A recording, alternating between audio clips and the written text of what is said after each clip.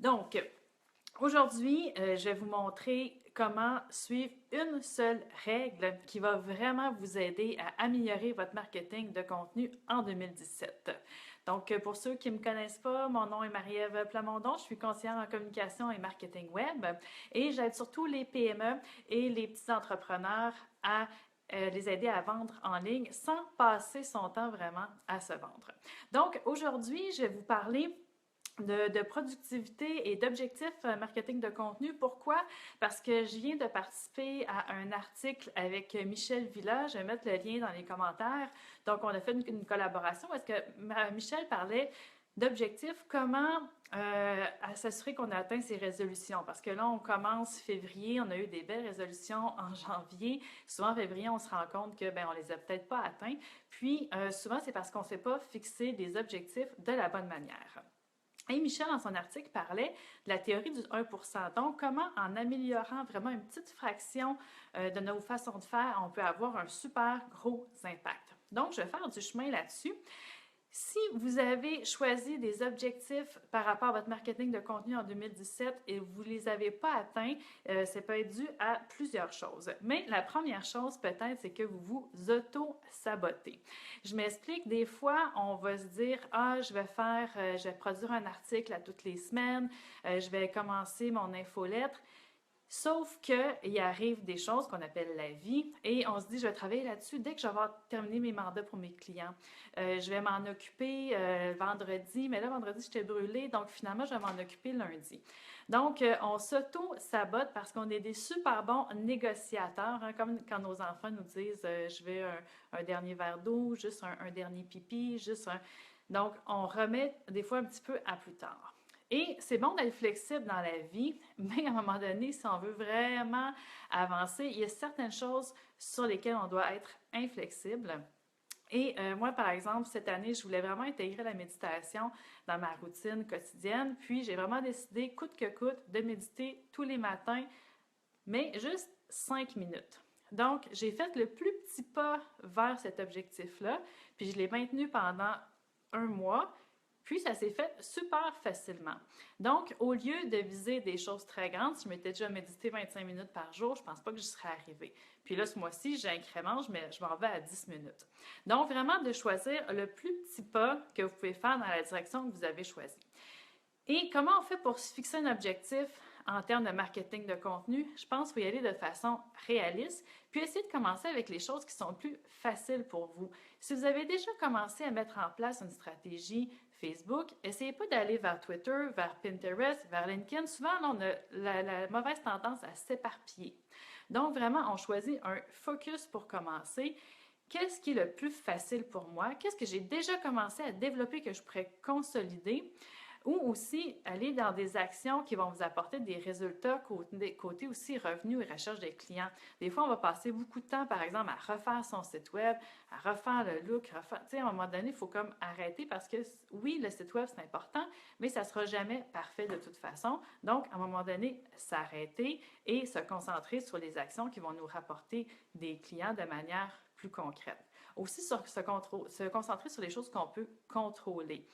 Je sais qu'il y a beaucoup de gens qui essaient de développer leur présence en ligne, puis je suis tout à fait pour ça, évidemment, mais c'est très difficile de contrôler, par exemple, notre portée sur Facebook, le nombre de personnes qu'on va atteindre et tout ça. Donc, moi, c'est sûr que je valorise beaucoup des stratégies, par exemple, comme l'infolettre qui va vous donner vraiment un lien direct vers vos clients. Donc, de travailler sur des moyens de communication, des outils de contenu qui vont être plus sous votre contrôle. Donc, une fois qu'on a choisi sur quoi on veut focuser dans les semaines à venir, moi, je me fais tout le temps une planification maximum de 3 mois parce que sinon, je trouve que ça bouge trop. Donc, choisir quelque chose qui est accessible, qui nous tente, qui est plus facile et vraiment de décortiquer ça en petites bouchées. Qu'est-ce que je pourrais faire 15-20 minutes par jour et le faire vraiment à tous les jours ou à toutes les semaines si c'est mieux pour vous, mais je pense vraiment que de faire quelque chose à chaque jour, c'est vraiment ça qui va vous aider à progresser et aussi se donner une contrainte de temps. J'ai déjà parlé de la technique Pomodoro, donc ça fonctionne avec des tranches de 25 minutes. Donc, parce que si on se dit je vais écrire un article de blog, puis on ne se donne pas de contrainte de temps, on va être porté à écrire, à réécrire, puis là, on n'est pas content. Puis là, on passe 2 puis 3 heures sur notre article, puis au bout, des fois, on ne le publie même pas. Donc, c'est super contre-productif. Donc, vraiment, se donner une contrainte de temps, puis se dire, ce que je réussirai à faire dans ce temps-là, bien, ça va être assez. Puis après ça, je vais passer à l'autre étape. Évidemment, pour un article, vous pouvez donner 2, 3 tranches de 25 minutes, mais de vraiment vous fixer un deadline et de vous dire que après, une fois que je me suis rendue à mon deadline, j'arrête et je passe à l'autre étape. Hein? Better done than perfect. À un moment donné, il faut arrêter d'essayer de faire plus parce qu'on fait juste se fatiguer puis s'épuiser, puis finalement, c'est contre-productif, puis on ne produit rien. Aussi, dans les objectifs, qui est super important, c'est de se donner vraiment le temps, comme je vous ai dit, parce que c'est souvent, on manque de temps pour faire ceci, cela, donc se choisir une période de temps et le faire de manière récurrente.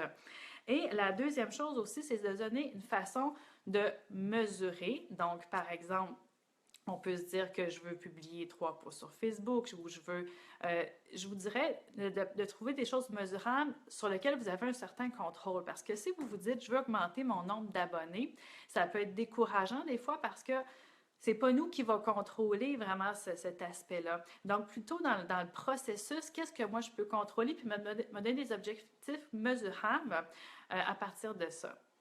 Et aussi, donc, de le noter à chaque jour. Je l'ai fait, je me mets un X dans mon calendrier, je me mets un X dans mon agenda, super simple, mais quelque chose qui va vraiment vous démontrer que si vous le faites et vous le faites pas, puis quand vous le faites pas, bien, qu'est-ce que je peux ajuster pour m'assurer que dans les semaines à venir, je vais le faire.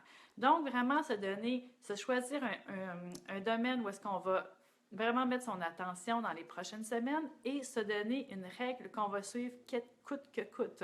Donc, puis de donner des moyens de le suivre et de le mesurer. Et si vous faites ça, ça va vous aider à être dans l'action. Et quand on est dans l'action, il y a toujours des résultats. Donc, j'espère que cette petite capsule vous a aidé à voir comment vraiment être plus focusé et productif dans les semaines à venir sur votre marketing de contenu. Et je vous invite à rejoindre mon groupe aussi qui est Infolette et Courriel de Feu parce que je vais alterner les lives d'une semaine à l'autre entre les 2 plateformes. Donc, si vous avez des commentaires, des questions, n'hésitez pas à m'en faire part et je vous souhaite une excellente journée de février. Bye bye!